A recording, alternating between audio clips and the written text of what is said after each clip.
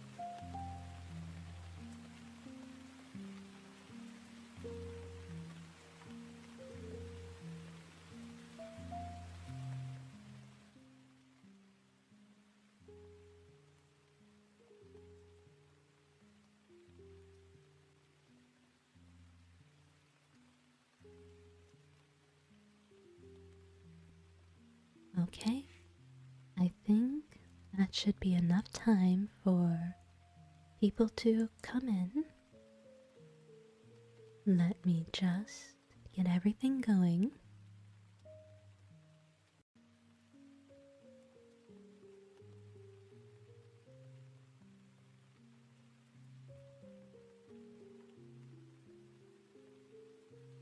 There we are.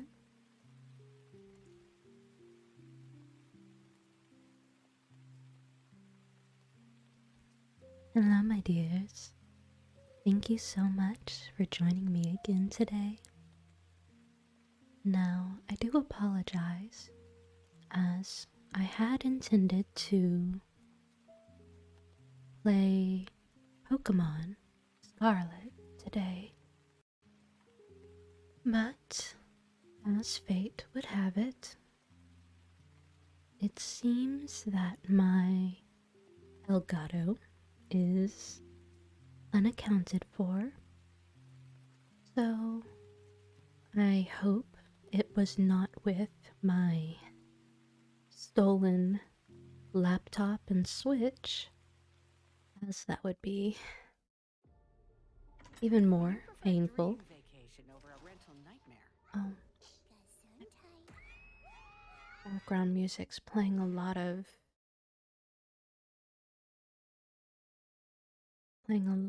ads. Which is nothing wrong for them, but let me play something that hopefully is ad-free for y'all. I enjoy the mood music. I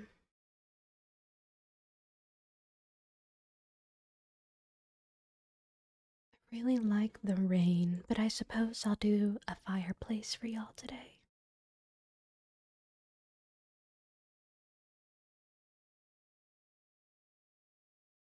It was a little bit sprinkly here today, which was really nice.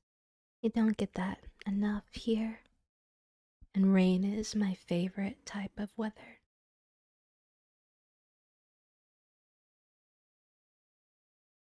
Let me see.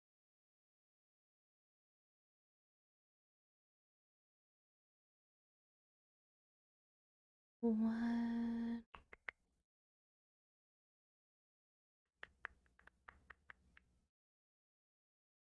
Maybe this should do the trick.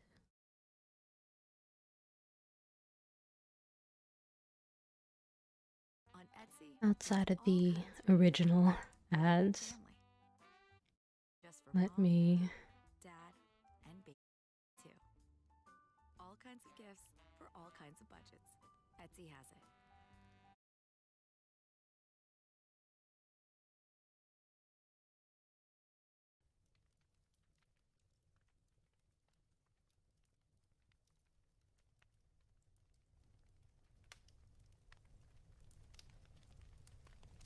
Let me see if this is good for y'all.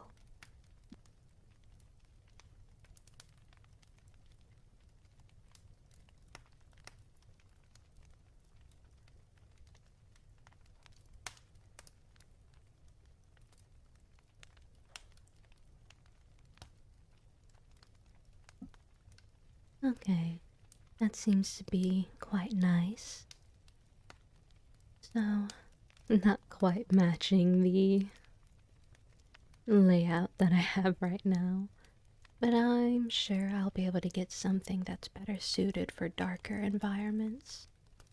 But for now, we'll just go with this pretty little lavender field.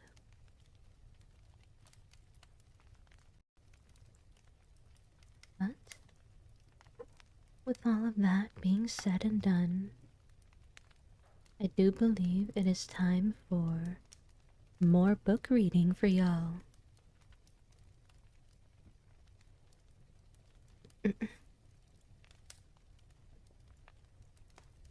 yes, as for the Elgato, I do hope that I'll come across it within some of the electronic boxes that I have.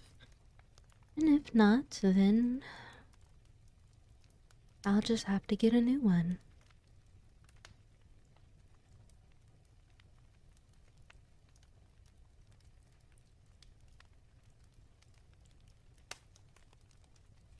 And hopefully soon I'll be able to get my laptop or get this Mac running at a decent rate so that there could be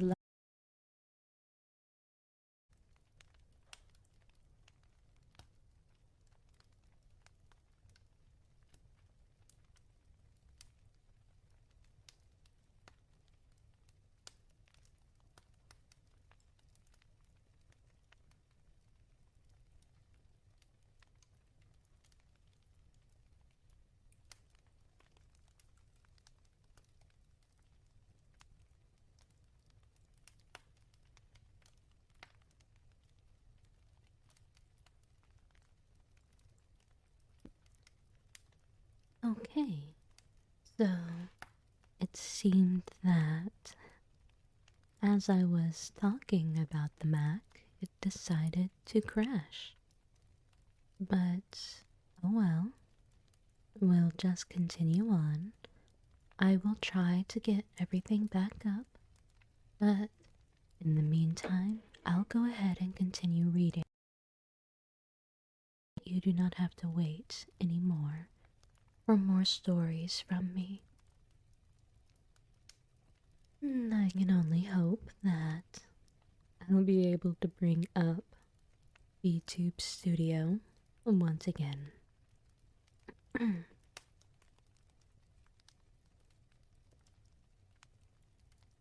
But for now, I shall continue with reading The Lord of Dunkeron, attributed to T. Crofton Crocker.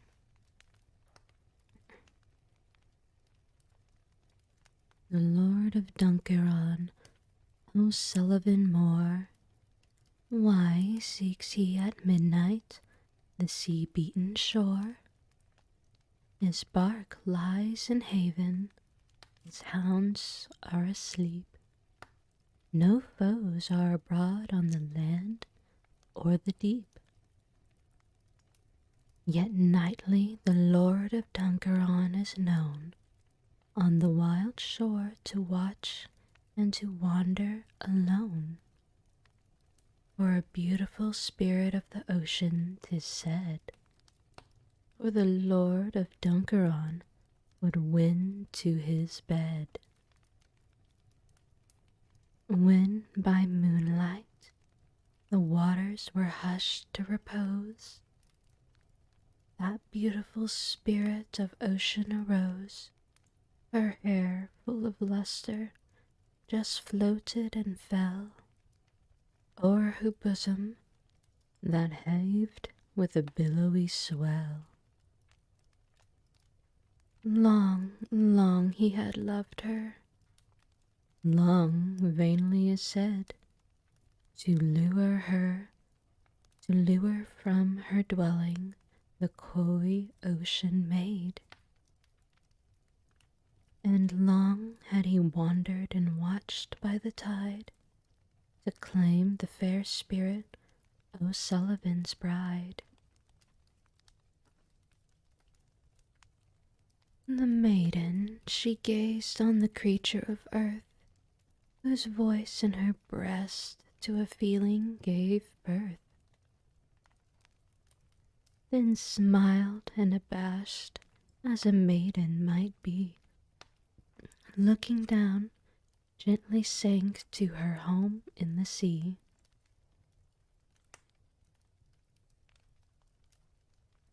Though gentle that smile as the moonlight above, O'Sullivan felt was the dawning of love. And hope came on hope, spreading over his mind, as the eddy of circles her wake left behind. The Lord of Dunkeron, he plunged in the waves, and sought through the fierce rush of waters their caves, the gloom of whose depths studded over the spars at the glitter of midnight when lit up by stars. Who can tell or can fancy the treasures that sleep entombed in the wonderful womb of the deep? The pearls and the gems, as if valueless, thrown to lie mid the sea wrack concealed and unknown. Down, down went the maid, still the chieftain pursued, who flies must be followed ere she can be wooed. Untempted by treasures, unawed by alarms, the maiden at length he had collapsed in his arms. They rose from the deep by a smooth spreading strand, whence beauty and verdure stretched over the land. 'Was an isle of enchantment, and lightly the breeze, with a musical murmur, just crept through the trees. The haze-woven shroud of the newly born isle softly faded away from a magical pile, a palace of crystal whose bright beaming sheen had the tints of the rainbow, red, yellow, and green. Ah, hello, Armored Horns. You came at a good time. You missed the stream crashing earlier. I'm getting it all back up. Hopefully, my model will be up soon. But thank you for popping by.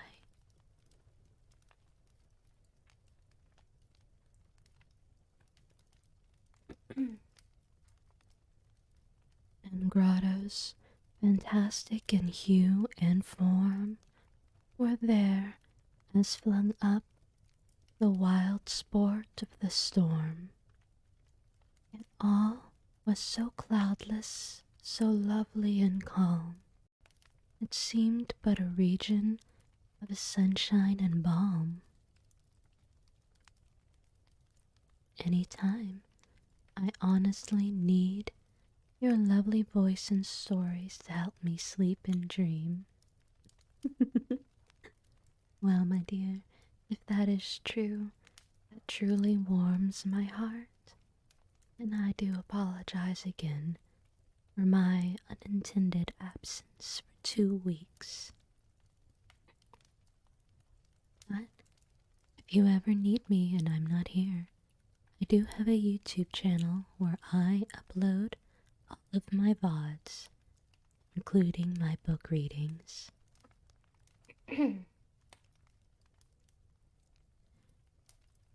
Here shall we dwell in the dream of delight, where the glories of earth and of ocean unite.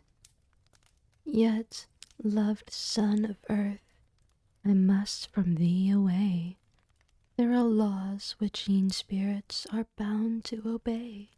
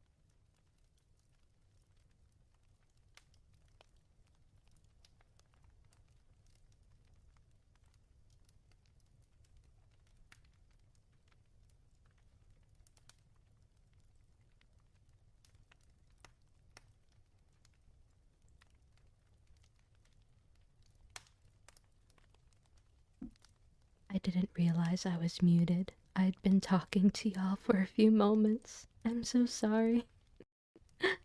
Oh dear.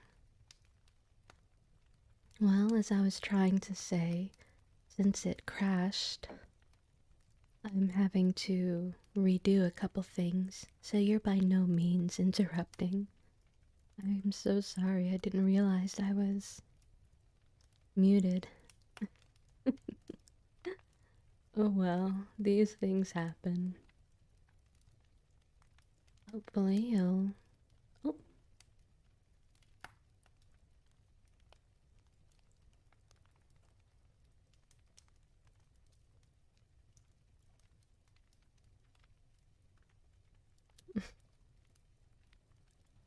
It always interprets me as being so low-lidded. I wonder why. Maybe it's my long lashes getting in the way and casting shadows. Now, let us continue. I do not know how far back I was muted, so I'll just restart this sector. Here shall we dwell in the dream of delight, where the glories of earth and of ocean unite. Yet, loved son of earth, I must from thee away. There are laws which e'en spirits are bound to obey. Once more must I visit the chief of my race. His sanction to gain ear, I meet thy embrace. In a moment I dive to the chambers beneath. One cause can detain me, only one, is death. They parted in sorrow with vows true and fond. The language of promise had nothing beyond. His soul all on fire, with anxiety burns. The moment is gone, but no maiden returns. What sounds from the deep meet his terrified ear? What accents of rage and of grief does he hear? What sees he? What change has come over the flood? What tinges its green with the jetty of blood? Can he doubt that the gush of warm blood would explain that she sought the consent of her monarch in vain? Or see all around him in white foam and froth, the waves of the ocean boil up in their wrath. The palace of crystal has melted in air, and the dyes of the rainbow no longer are there. The grottos with vapor and clouds are overcast. The sunshine is darkness, the vision has passed. Loud, loud was the call of his seraphs on their chief. They sought him with accents of wailing and grief. He heard and he struggled, a wave to the shore. Exhausted and faint, bears Sullivan more. Such a sad little tale, although one wonders what befell the little sea maid.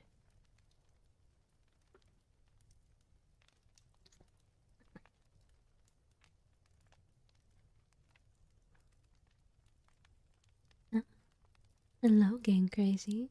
Thank you so much for saying hello. And I do hope you and your girlfriend have a wonderful time together. Thank you so much.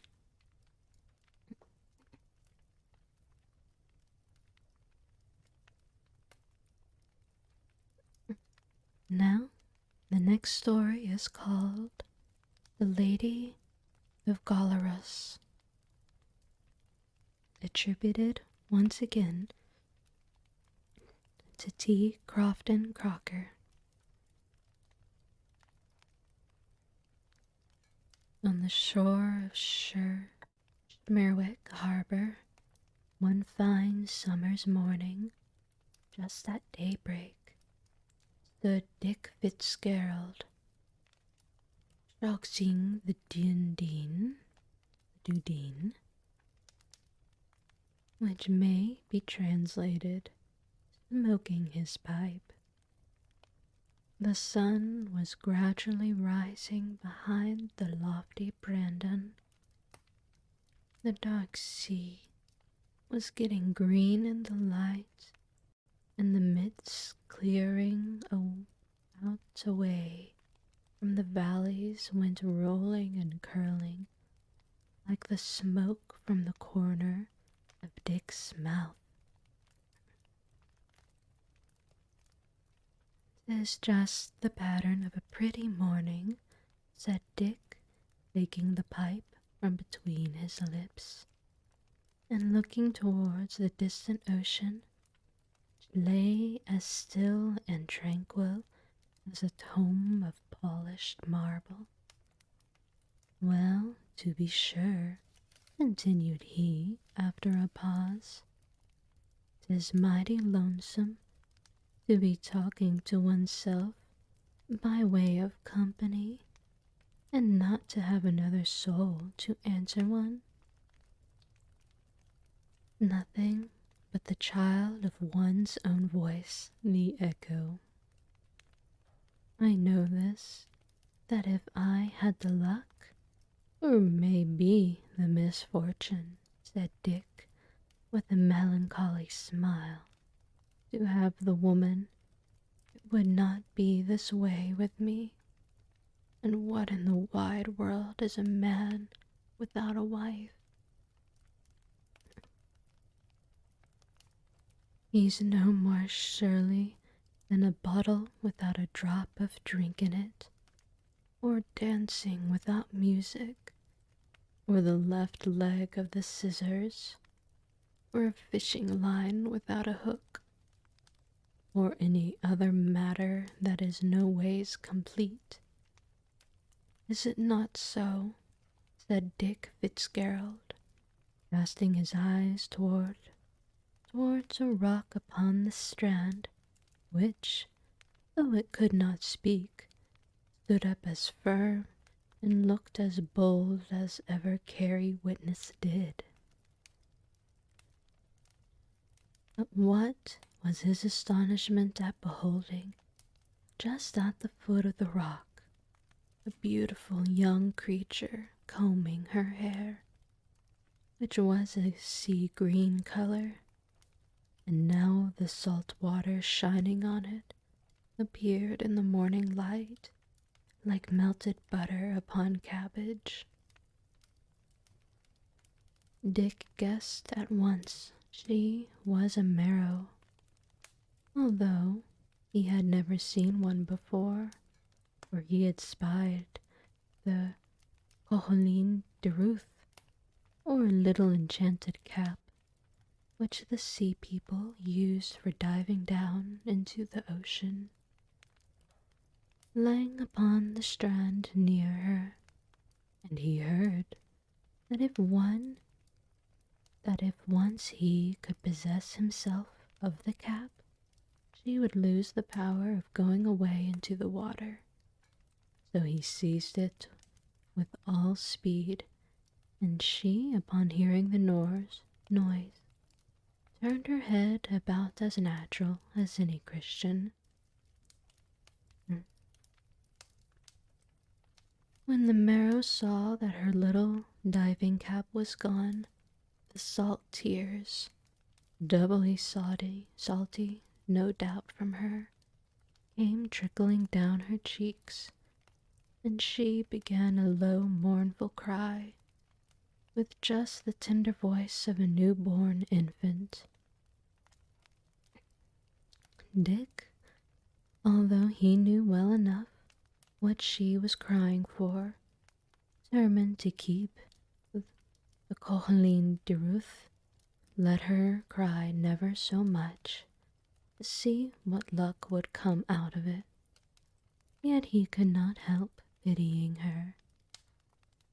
And when the dumb thing looked up in his face, and her cheeks all moist with tears, 'twas enough to make anyone feel, let alone Dick, who had ever and always, like most of his countrymen, a mighty tender heart of his own. I see he is befitting of the name Dick.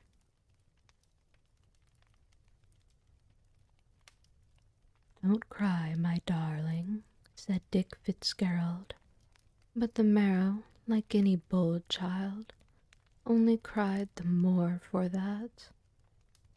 Dick sat himself down by her side and took hold of her hand by way of comforting her.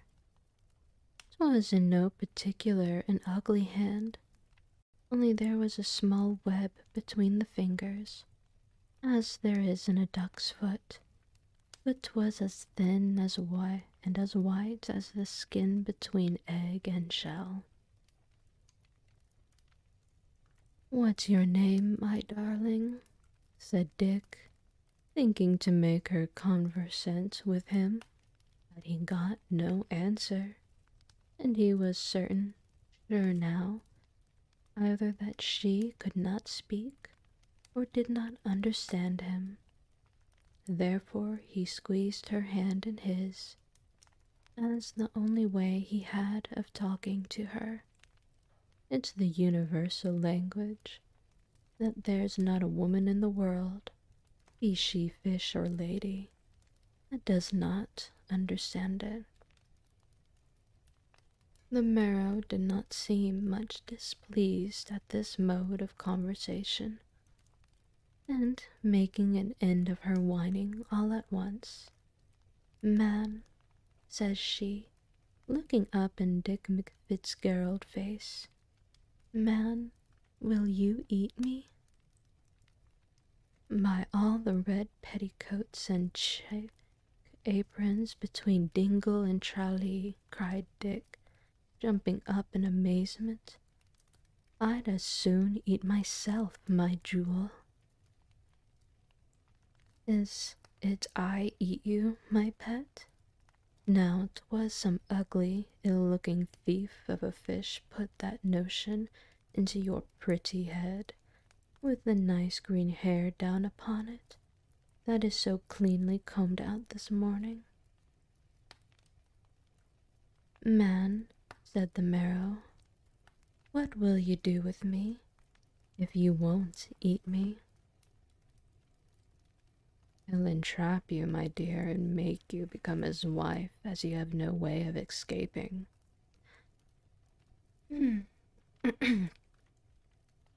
Dick's thoughts were running on a wife. He saw, at the first glimpse, that she was handsome, but since she spoke too like any real woman, and he was fairly in love with her. 'Twas the neat way she called him man that settled the matter entirely. "Fish," says Dick, trying to speak to her after her own short fashion. "Fish," says he, "here's my word, fresh and fasting, for you this blessed morning, that I'll make you Mistress Fitzgerald before all the world, and that's what I'll do." "Never say the word twice," says she. "I'm ready and willing to be yours, Mr. Fitzgerald. But stop, if you please, till I twist up my hair." It was some time before she had settled it entirely to her liking, for she guessed, I suppose, that she was going among strangers, where she would be looked at When that was done, the Merrow put the comb in her pocket, and then bent down her head and whispered some words to the water that was close to the foot of the rock. Dick saw the murmur of the words upon the top of the sea, going out toward the wide ocean, just like a breath of wind rippling along, and, says he, in the greatest wonder, "Is it speaking you are, my darling, to the salt water?" "It's nothing else," says she, quite carelessly. "I'm just sending word home to my father not to be waiting breakfast for me, just to keep him from being uneasy in his mind." "Ah, hello, Amundal. Thank you so much for popping in. So wonderful to see you in, my dear." "And who's your father, my duck?" says Dick. "What?" said the Merrow. "Did you never hear of my father? He's the king of the waves, to be sure." "And then yourself is a real king's daughter?" said Dick, opening his two eyes to take in the full and true survey of his wife that was to be. "Oh, I'm nothing else but a made man with you. And a king, your father. To be sure, he has all the money that's down in the bottom of the sea." "Money?" repeated the Merrow. "What's money?"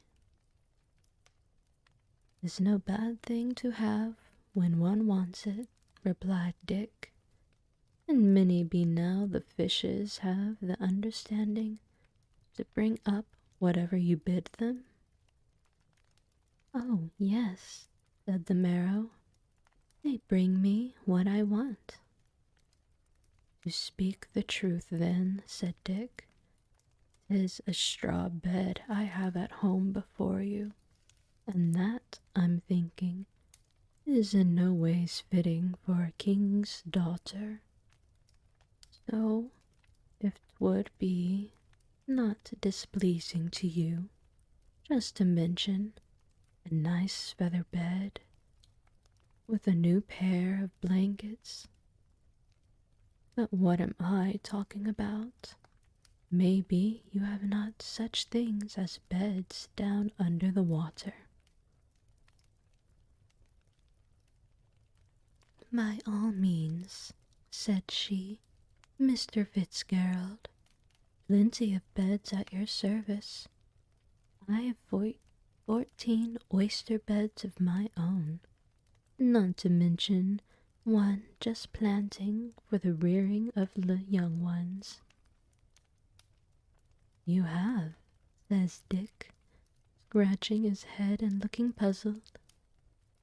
"'Tis a feather bed I was speaking of, but clearly yours is a very cut of a decent plan, to have bed and supper so handy to each other that a person, when they've had the one, need never ask for the other. However, bed or no bed, money or no money, Dick Fitzgerald determined to marry the Merrow, and the Merrow had given her consent. That is questionable, but oh well. Away they went, therefore, across the strand, from Gallerus to Ballinrunning, where Father Fitzgibbon happened to be that morning. "There are 2 words to this bargain, Dick Fitzgerald," said his Reverence, looking mighty glum. "And is it a fishy woman you'd marry? The Lord preserve us," Send the scaly creature home to her own people. That's my advice to you, wherever she came from. Dick had the Colleen Deruth, or if you forget, the hat which allowed the marrow to return under the waves, in his hand, and was about to give it back to the marrow, who looked covetously at it, but he thought for a moment, and then he says, "Please, your reverence, she's a king's daughter." "If she was the daughter of 50 kings," said Father Fitzgibbon, "I tell you, you can't marry her, she being a fish." "Please, your reverence," said Dick again, in an undertone, "she is as mild and as beautiful as the moon." "If she was as mild and as beautiful as the sun, moon, and stars, all put together, I tell you, Dick Fitzgerald," said the priest, stamping his right foot, "you can't marry her, she being a fish." "But she has all the gold that's down in the sea only for the asking, and I've a made man if I marry her, and," said Dick, looking up slyly, "I can make it worth anyone's while to do the job." "Oh, that alters the case entirely," replied the priest. "Hypocrite. Why, there's some reason now in what you say. Why didn't you tell me this before?" "Marry her by all means if she was 10 times a fish." Amundal, this story is called The Lady of Gallerus. We're in the section of the marrow, which is translated to, or can be understood as, sea people, or maybe even more loosely, mermaids.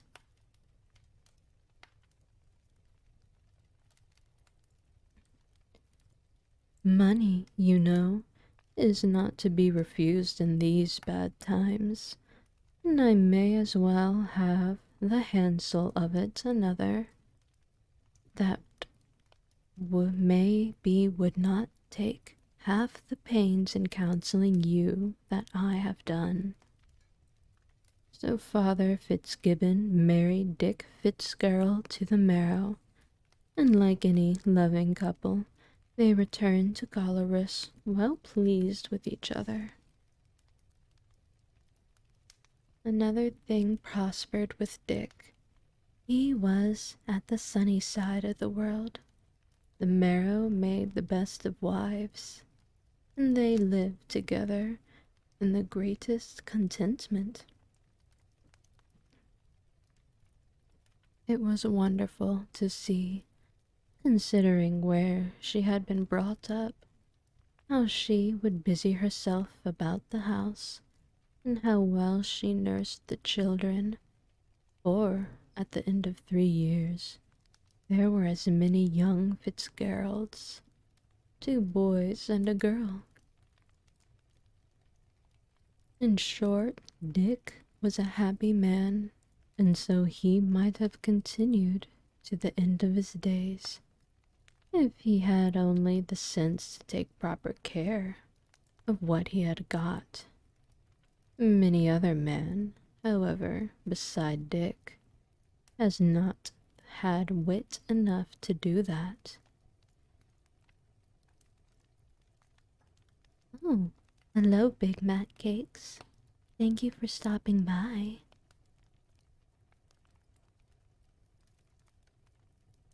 One day, when Dick was obliged to go to Tralee, he left the wife minding the children at home after him, and thinking she had plenty to do without disturbing his fishing tackle.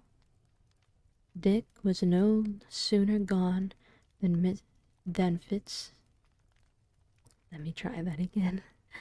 Dick was no sooner gone than Miss Fitzgerald set about cleaning up the house, and chancing to pull down a fishing net, what should she find behind it in the hole in the wall but her own Colleen de Ruith?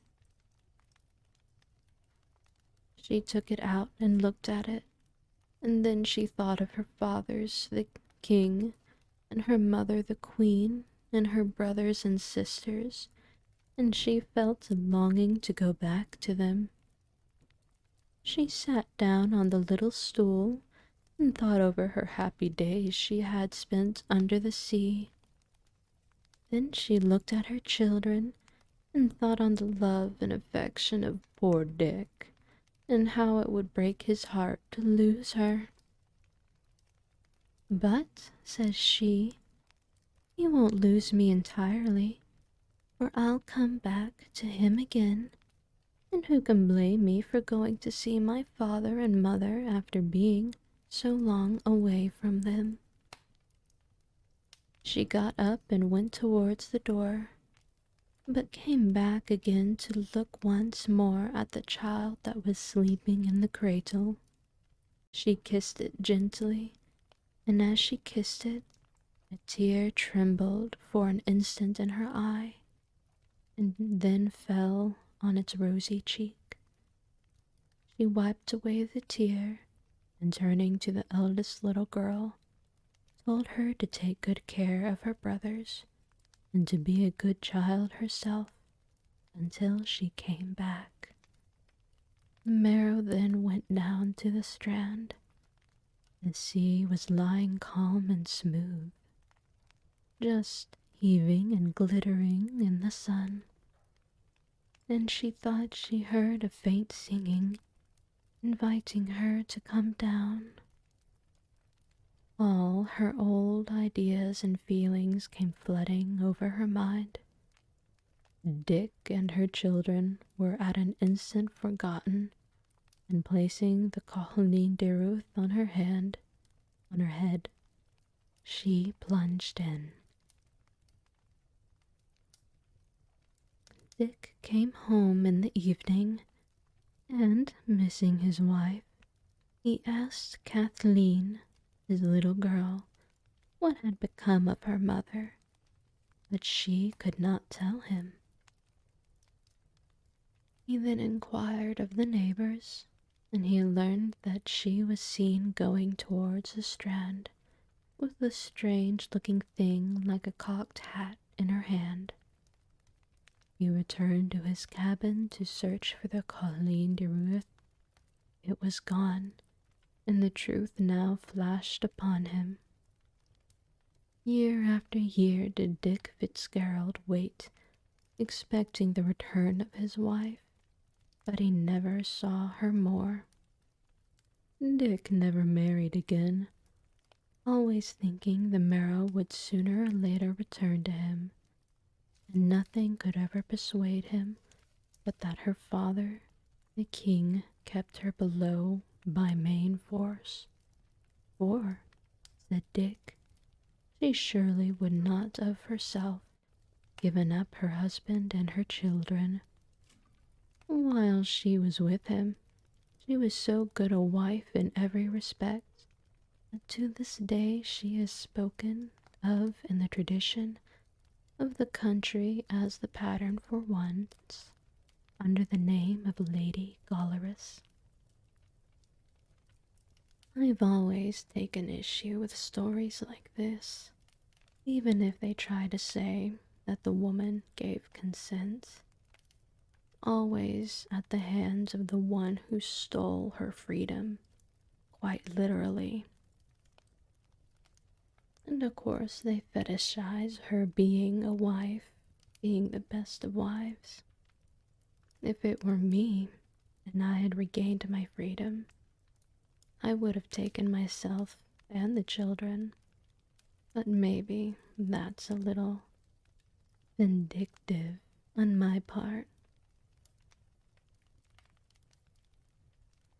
but I always celebrate when a woman regains whatever it is that lets her be free, be it in this case a crooked hat, a seal fur, or whatever form it might take.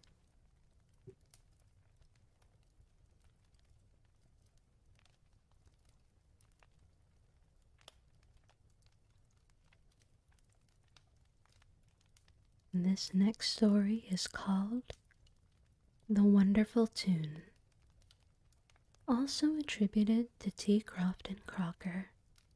He seemed to be quite prolific within this section of everything.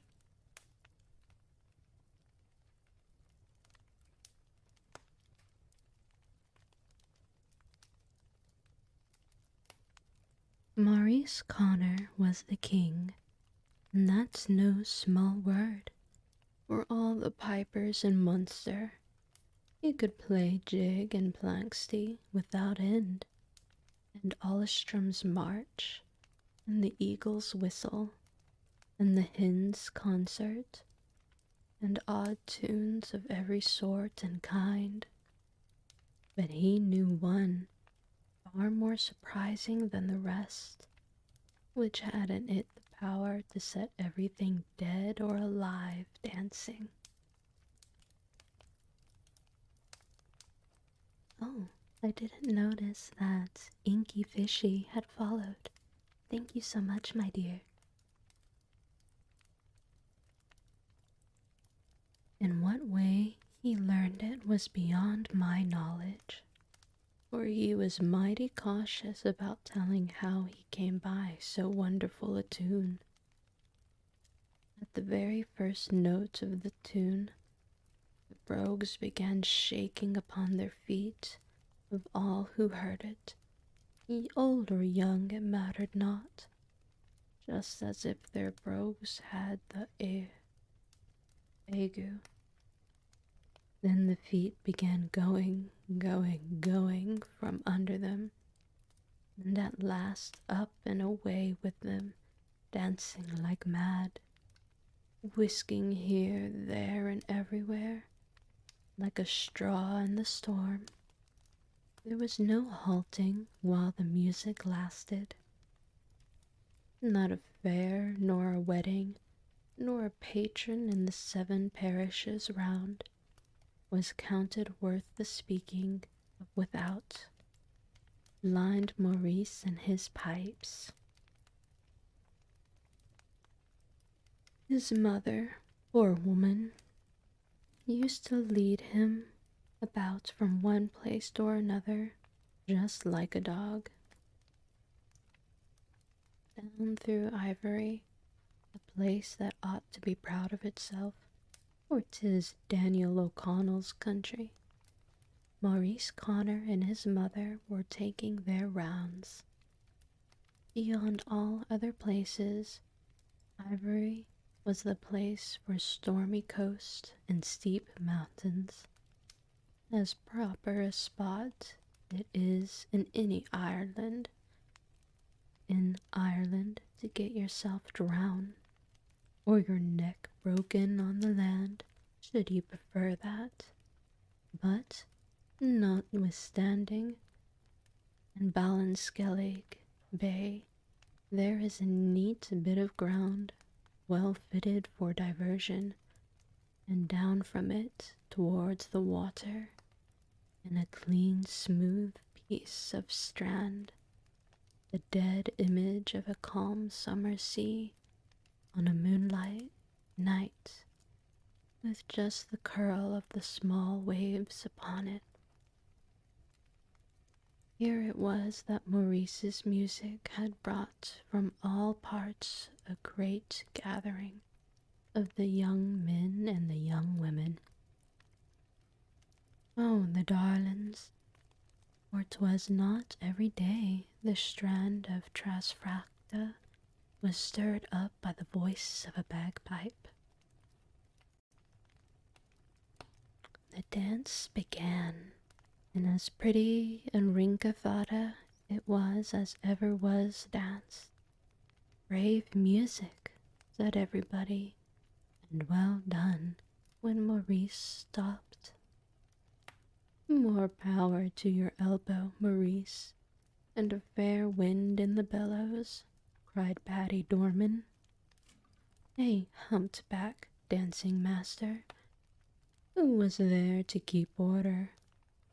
"'Tis a pity," said he, "if we'd let the piper run dry after such music. 'Twould be a disgrace to Ivory, that didn't come on it since the week of the 3 Sundays. So as well became him, for he was always a decent man," says he. "Did you drink, piper?" "I will, sir," says Maurice, answering the question on the safe side, for you never yet knew piper or schoolmaster who refused his drink. "What will you drink, Maurice?" says Patty. "I'm in no ways particular," said Maurice. "I drink anything, and give God thanks, bearing raw water. But if 'tis all the same to you, Mr. Dorman, maybe you wouldn't lend me the loan of a glass of whiskey." "I've no glass, Maurice," said Patty. "I've only the bottle." "Let that be no hindrance," answered Maurice. "My mouth just holds a glass to the drop. Often I've tried it, sure." So Patty Dorman trusted him with the bottle. More fool he was, and to his cost, he found that though Maurice's mouth might not hold no more than the glass at one time, yet owing to the hole in his throat, it took many a filling. "That was no bad whiskey neither," said Maurice, handing back the empty bottle.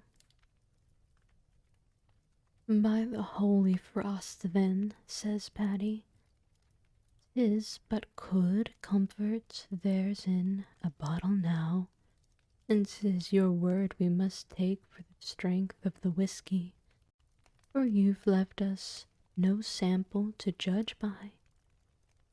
And to be sure, Maurice had not.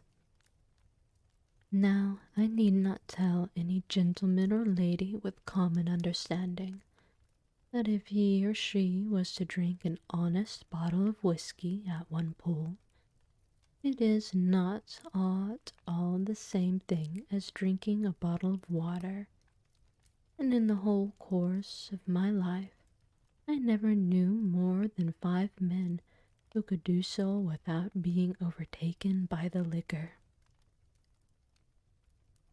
Of these Maurice Connor was not one, though he had a stiff head enough of his own.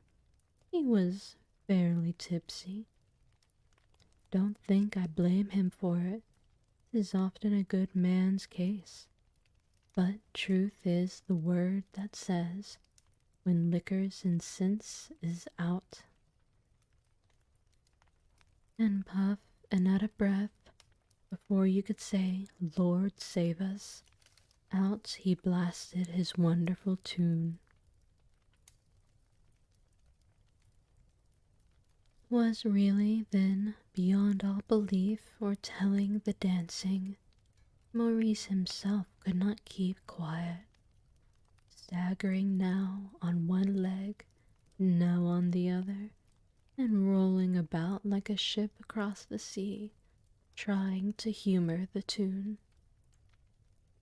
There was his mother, too, moving her old bones as light as the youngest girl of them all, but her dancing, no, nor the dancing of all the rest, is not worthy of speaking about, to the work that was going down upon the strand, every inch of it covered with all manner of fish jumping and plunging about to the music.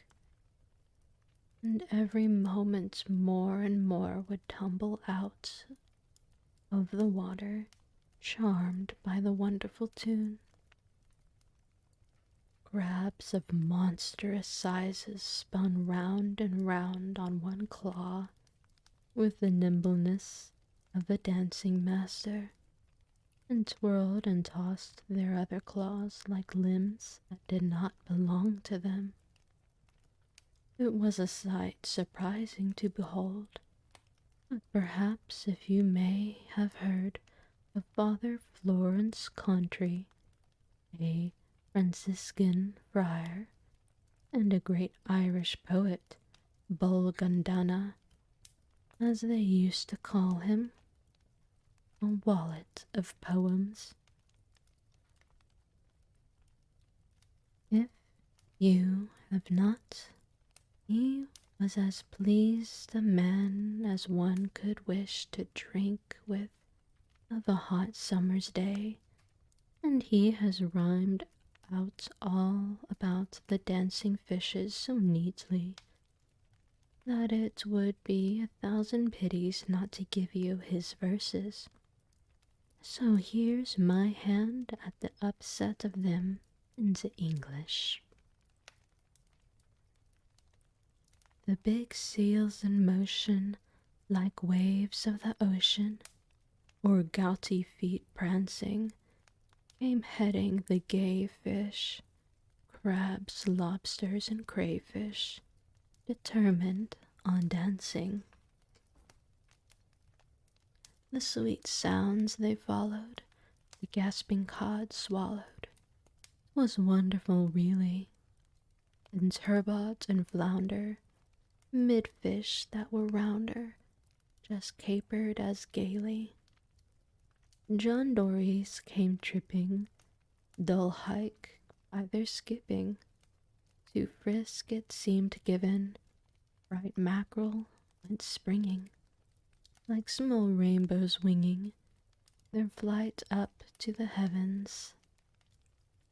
The whiting of and haddock left salt water paddock, this dance to be put in, where skates with flat faces edged out some odd places, but souls kept their footing. I hope you sleep well, armored horns. Hope you have a wonderful rest of your day. And rest well, my dear.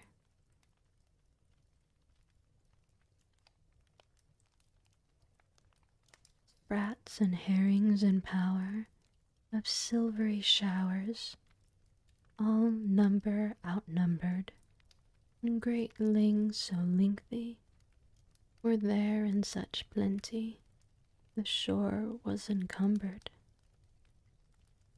The scallop and oyster their two shells did oyster, like castanets fitting, while limpets moved clearly, and rocks were nearly, with laughter were splitting. Never was such an hullabaloo in the world, before or since. 'Twas as if heaven and earth were coming together, and all out of Maurice Connor's wonderful tune. In the height of all these doings, what should there be dancing among the outlandish set of fishes but a beautiful young woman, as beautiful as the dawn of day. She had a crocked hat upon her head. From under it her long green hair, just the color of the sea, fell down behind without hindrance to her dancing. Her teeth were like rows of pearl, her lips for all the world looked like red coral, and she had an elegant gown as white as the foam of the wave, with little rows of purple and red seaweed settled upon it, for you never yet saw a lady, under the water or over the water, who had not a good notion of dressing herself out. Up she danced at last to Maurice, who was flinging his feet from under him as fast as hops. For nothing in this world could keep still while that tune of his was going on. And says she to him, chanting it out with a voice as sweet as honey, I'm a lady of honor who lives in the sea. Come down, Maurice Connor, and be married to me. Silver plates and gold dishes you shall have and shall be the king of the fishes when you're married to me.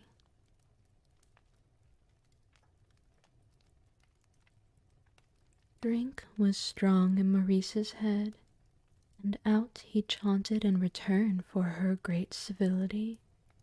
It is not every lady, may be, that would be after making such an offer to a blind piper. Therefore 'twas only right in him to give her as good as she gave herself. So says Maurice, I'm obliged to you, madam, off a gold dish or plate. If a king and I had 'em, I could dine in great state with your own father's daughter. I'd be sure to agree. To drink the salt water wouldn't do so with me. The lady looked at him quite amazed, swinging her head from side to side like a great scholar. Well, says she, Maurice, if you're not a poet, where is poetry to be found? And the way they kept at it, framing high compliments, one answering the other, and their feet going with the music as fast as their tongues. All the fish kept dancing too. Maurice heard the clatter and was afraid to stop playing lest it might be displeasing to the fish, and not knowing what so many of them may take it into their heads to do to him if they got vexed.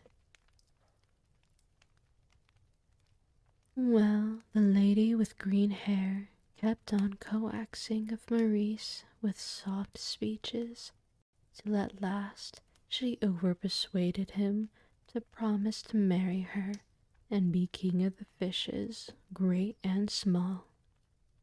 Maurice was well fitted to be their king if they wanted one that could make them dance, and he surely would drink, barring the salt water, with any fish of them all. When Maurice's mother saw him with that unnatural thing in the form of a green-haired lady as his guide, and he and she dancing down together so lovingly at the water's edge, through the thick of the fishes, she called out after him to stop and come back. Oh, then, says she, as if I was not widow enough before, there he is going away from me to be married to that scary woman. And who knows but 'tis grandmother I may be to a hake or a cod. Lord help and pity me, but 'tis a mighty unnatural thing, and may be 'tis boiling and eating my own grandchildren I'll be, with a bit of salt butter, and I not knowing it. Oh, Maurice, Maurice, if there's any love or nature left in you, come back to your own old mother, who reared you like a decent Christian. Then the poor woman began to cry, and Ullagon so finely that it would do any one good to hear her. Maurice was not long getting to the rim of the water. There he kept playing and dancing on as if no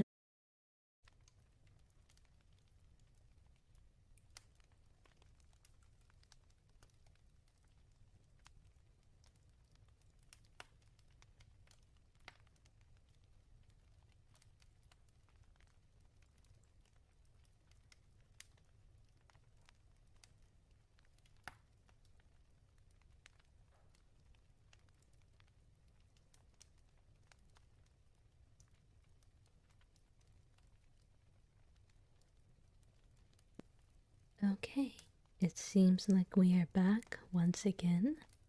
I apologize deeply for all of these interruptions. I will definitely have to fight with this back more to get it at least a little bit more streamlined until I can get a proper replacement for my stolen laptop. But I will finish this story as there's only one more page left, and it incidentally is the ending for the chapter of the marrow. So we'll get through this last bit, and then that will be it for today, I'm afraid.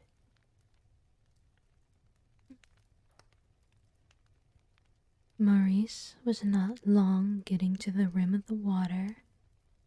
There he kept playing and dancing on as if nothing was the matter, and a great thundering wave, coming in towards him, ready to swallow him up alive.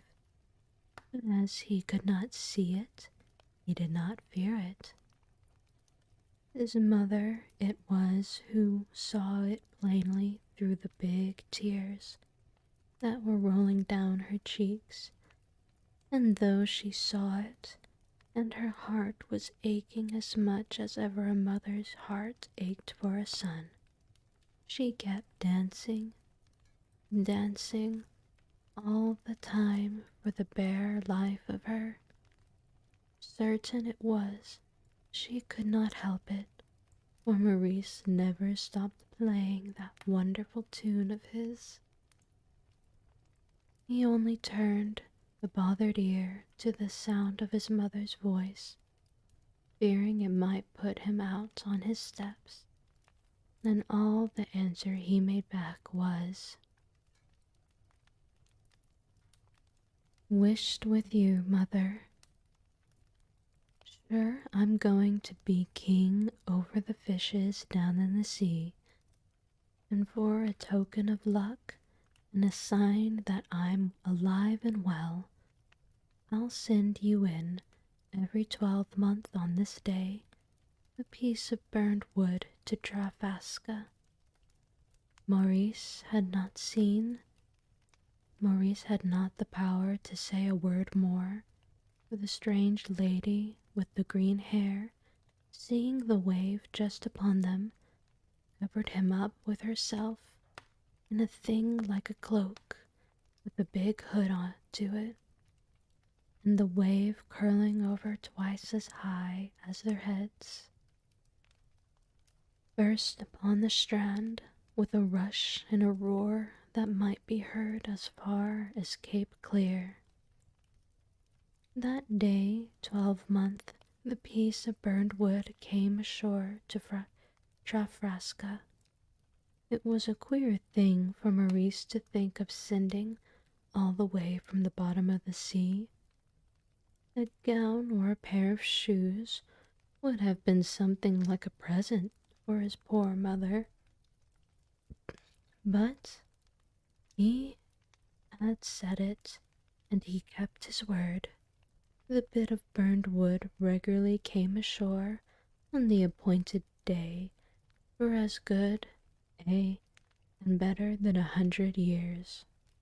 The day is now forgotten, and may be that is the reason why people say Maurice Connor has stopped sending the luck totem to his mother.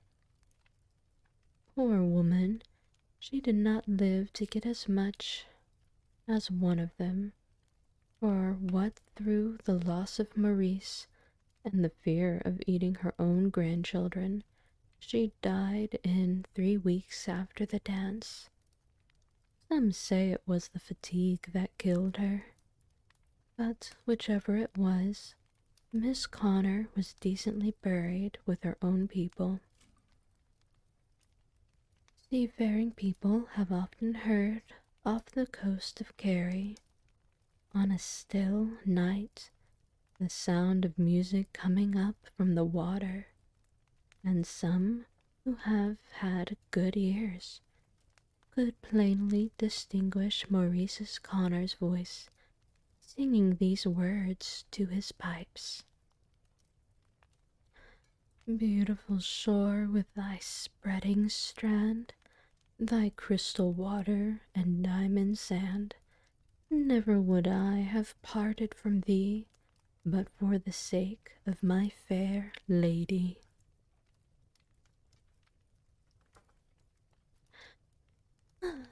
And that, my dears, was the end of that story.